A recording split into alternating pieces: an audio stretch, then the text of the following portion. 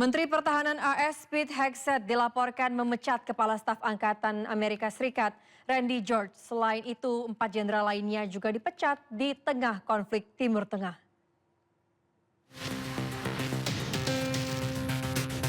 Di tengah konflik AS, Israel dan Iran, Menteri Pertahanan Amerika Serikat Pete Hegseth dilaporkan memecat Kepala Staf Angkatan Darat AS Jenderal Randy George.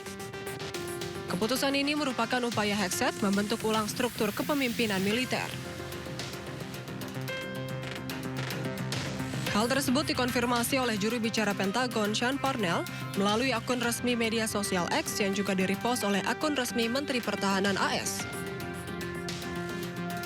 Parnell menyebut George akan pensiun dari jabatannya sebagai Kepala Staf Angkatan Darat ke-41. Diketahui George menjabat sebagai Kepala Staf Angkatan Darat sejak September 2023. Selain itu, 2 jenderal lainnya juga dipecat, yakni Kepala Pendeta Angkatan Darat Mayor Jenderal William Green Jr., Pemimpin Komando Transformasi dan Pelatihan Angkatan Darat Jenderal David Hone, kemudian Wakil Kepala Staf Angkatan Darat Jenderal James Minkus, dan Kepala Badan Intelijen Pertahanan Amerika Serikat Letjen Jeffrey Cruz. Korps Garda Revolusi Iran atau IRGC meluncurkan serangan gelombang ke-94. Serangan ini menghantam pusat industri, militer utama, dan wilayah pendudukan Israel.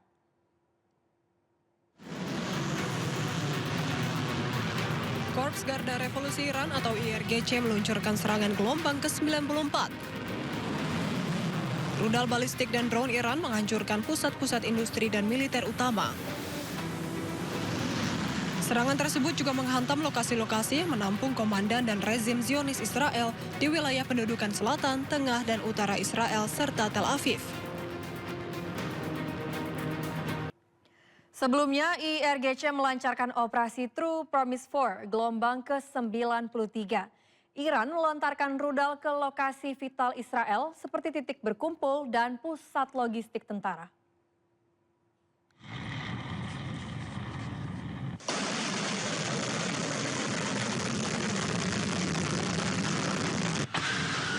Korps Garda Revolusi Iran atau IRGC meluncurkan serangan gelombang ke-93 dengan melontarkan rudal kombinasi ke lokasi vital Israel.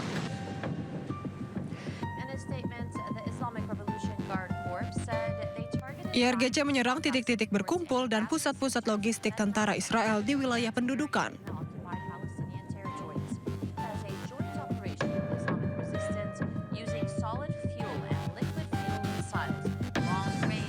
Dilaporkan serangan rudal tersebut dilakukan Iran bersama dengan kelompok Hizbullah.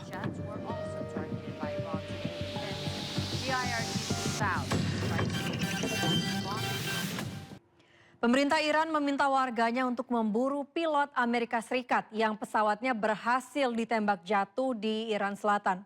Warga dijanjikan hadiah berharga jika berhasil menemukan pilot dalam kondisi hidup.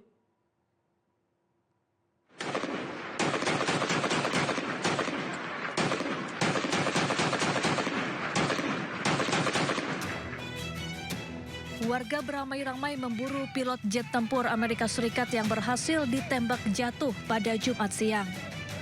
Pemerintah Iran menawarkan hadiah berharga kepada siapapun yang menangkap pilot Amerika Serikat hidup-hidup dan menyerahkannya ke polisi. Sumber anonim yang dikutip media Amerika Serikat melaporkan bahwa salah satu dari 2 awak pesawat telah diselamatkan oleh pasukan khusus Amerika Serikat. Namun pencarian masih terus dilakukan untuk awak pesawat yang kedua. Sebelumnya pemerintah Iran melaporkan telah menembak jatuh jet tempur F-15E Amerika Serikat di Iran Selatan. Jika dikonfirmasi militer Amerika Serikat, ini akan menjadi pertama kalinya Iran menembak jet tempur Amerika. Sebelumnya Iran mengklaim serangan ke-92 ini berhasil menembak jatuh jet tempur Amerika Serikat, salah satunya F-35. Namun klaim Iran tersebut dibantah oleh Komando Pusat Amerika Serikat, CENTCOM.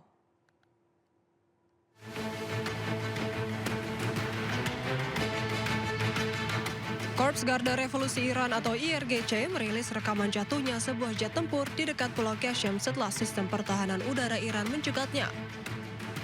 Jet tempur dihantam oleh sistem pertahanan udara canggih Angkatan Laut. Pesawat tersebut jatuh di antara Pulau Hengam dan Pulau Qasem sebelum tenggelam.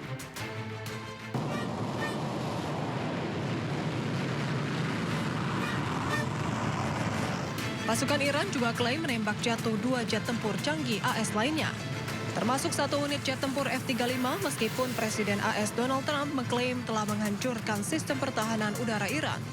Penembakan pesawat jet tempur F-35 Amerika Serikat ini juga dibantah Komando Pusat AS CENTCOM.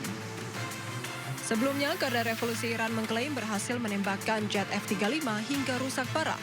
Namun hal itu dibantah CENTCOM. Pusat Komando Amerika Serikat sebut jet tempur F-35 dilaporkan terpaksa mendarat karena keadaan darurat. Badan pesawat dan pilot pun mendarat dengan selamat. Sementara itu, Amerika masih terus berusaha mencari pilot tempur mereka yang ditembak jatuh Iran.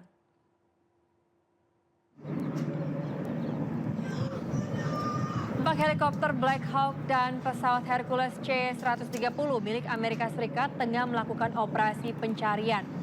Selama 1 jam, kedua pesawat tersebut terbang di langit Iran mencari pilot tempur Amerika yang diklaim Iran ditembak jatuh oleh Angkatan Bersenjata Iran. Meski telah mencari selama 1 jam, operasi pencarian yang diduga pilot pesawat F-15 tersebut belum membuahkan hasil.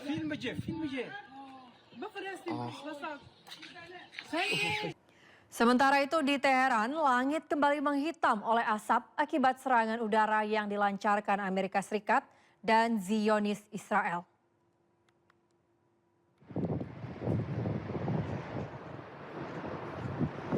Kolom asap tebal terlihat membumbung di langit utara dan barat Teheran setelah serangkaian serangan udara dilaporkan menghantam ibu kota Iran. Media pemerintah Iran menyebut serangan tersebut menargetkan area sekitar Bandara Mehrabad, Universitas Syahid Beheshti, serta kawasan Felenjak dan Teilu. Namun hingga kini belum ada konfirmasi resmi dari Amerika Serikat maupun Zionis Israel terkait keterlibatan mereka.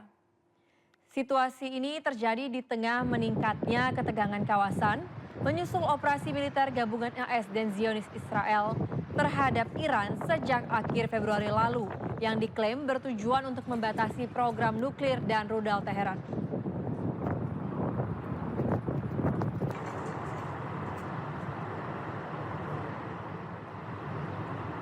Serangan udara Amerika Serikat menghantam sebuah kampus di Teheran, Iran.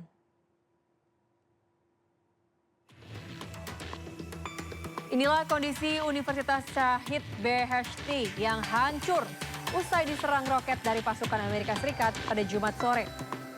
Gedung yang rusak adalah Institut Penelitian Laser dan Plasma serta sebuah asrama mahasiswi yang berlokasi di Teheran Utara.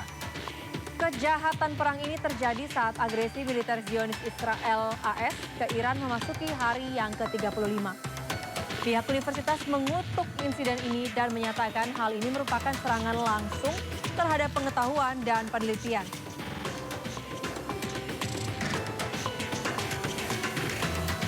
Bupati Sleman Hardah Kiswaya tidak akan diterapkan WFH untuk ASN setiap Jumat. Meski sebelumnya pemerintah pusat telah tetapkan kebijakan work from home bagi aparatur sipil negara sekali dalam sepekan setiap hari Jumat.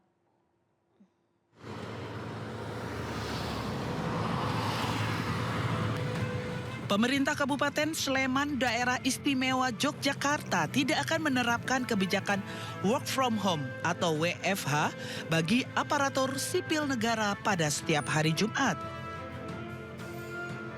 Kebijakan ini diambil karena menurut Bupati Sleman, Hardah Kiswaya, WFH tiap hari Jumat membuat pelayanan masyarakat tidak berjalan dengan optimal.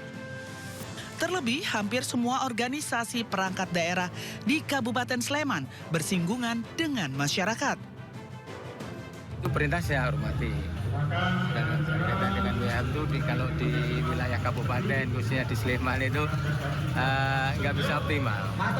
Sehingga saya tetap melayani masyarakat seperti biasa. Sementara itu, Harda juga memastikan tidak ada masalah bagi ASN jika tetap masuk kerja di hari Jumat seperti biasa. Selain soal WFH, Harda juga menjelaskan masih mengkaji dan mengidentifikasi soal pembatasan BBM dinas. Sebelumnya, pemerintah menetapkan kebijakan work from home atau bekerja dari rumah bagi aparatur sipil negara sekali dalam sepekan pada setiap hari Jumat. Meski demikian, ada sejumlah sektor yang dikecualikan dari WFH, yakni layanan publik seperti kesehatan, keamanan, dan kebersihan. Selain itu, ada juga sektor strategis seperti industri atau produksi, energi, air, bahan pokok, perdagangan, transportasi, logistik, dan keuangan. Dari Sleman, Yogyakarta, Heru Trijoko, iNews melaporkan. Menteri Pendidikan Dasar dan Menengah Abdul Muti tegaskan kebijakan work from home atau bekerja dari rumah setiap Jumat tidak berlaku untuk sektor pendidikan. Ia menjelaskan kebijakan WFH bagi ASN pada setiap Jumat itu lebih ditujukan untuk instansi perkantoran, bukan lembaga pendidikan. Terkait hal tersebut, kegiatan belajar mengajar di sekolah tetap berjalan normal dengan tatap muka.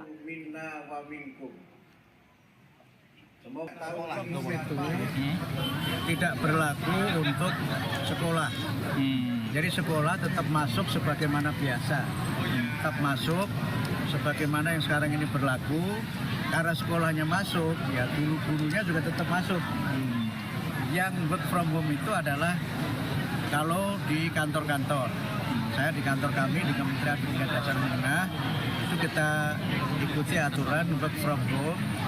Dan kalau hari Jumat itulah yang